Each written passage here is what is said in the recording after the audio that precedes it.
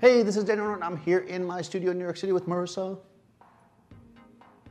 And today I'm going to talk about broad versus short lighting, as they say. So people always ask me, like, what you call the different lighting types, and I'm not a big person for naming stuff, but I thought this was an interesting topic because so many people like learn these things, like this is broad lighting, this is short lighting, this is butterfly, this is Rembrandt, whatever, and they just do it. They don't really have a reason for doing it. So in this one, I'm going to kind of talk about the difference between broad and short, but why I would use each one.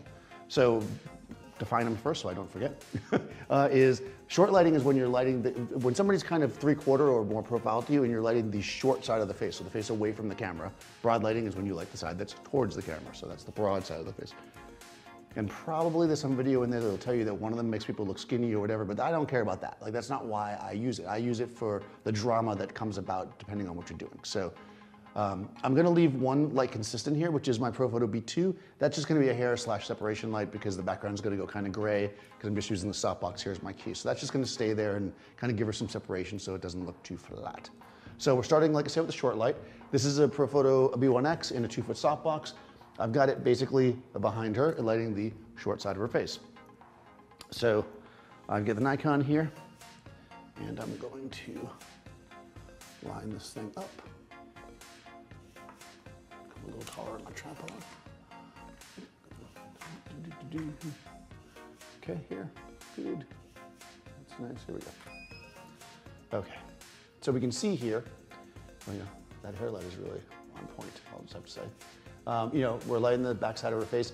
You've got this like beautiful light coming across. You have the shadow area here. This definitely adds a lot more drama to the shot, right? Because basically what you're getting is the kind of more shadow equals more mystery equals more drama. So if I wanted something where the person is less connected or that there's something mysterious about them, this is the type of light that I would want to use. I don't want to reveal all of them, right? So all that shadow's coming. And because it is kind of coming from the back and coming towards us, it'll show also detail in clothing if you had that. In this case, we're shooting just a simple dress, so we don't have that, but you can see in the face how nice that is. Let me do a couple more because you get paid by the frame. Good, more. The shoulders back, good. Turn slightly this way. Now, remember, it's important that this works like this and not like if she was staring right at me, because that would simply be bad. Right? Because that's not going to work there. You would use a different lighting thing for that if you want a mood there. This is just going to create kind of oddball light here. So this really is for like more of a 3/4 type shot. So let's go to, I have to leave a bad picture up. We should leave the bad picture up. Let's do one more good one. Yeah. Marissa doesn't like me to leave the bad picture.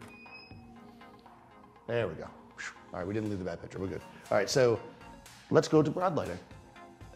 So I'm going to use the same box and I'm going to move it to the other side.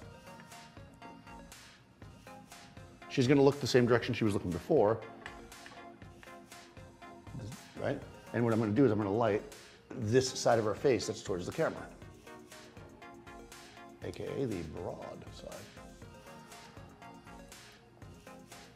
So let's see what we got there. Take half a step this way. Back a little bit. There we go. That's like the hokey pokey, right? Is that not hokey pokey? All right. So we can see here that now we're revealing this whole side of her face. It's clean, it's fresh, right? It's all, I mean, there's shadow, but it's away from us. So we're not really, you know, hiding anything on her versus the short side where we are. So let's take a couple like this. Good, like that. Good, shoulders back. Just towards me a little bit. Good, right there. Now with this one, it's a little more forgiving if she starts to work towards the camera. Like here, now you can go straight on, right? Because now the light's more or less in front of her, right? So if you are going to have some variations where she's gonna look towards the camera, this is maybe a better lighting setup because it gives you that option. If you're working with that short lighting, you really gotta think about where you're gonna have the model turn. So let's do a few more where you're turned off this way. Good. And last one. No, good. All right, so that's basically your broad lighting and your short lighting. Right, let me put the short light shot. There we go.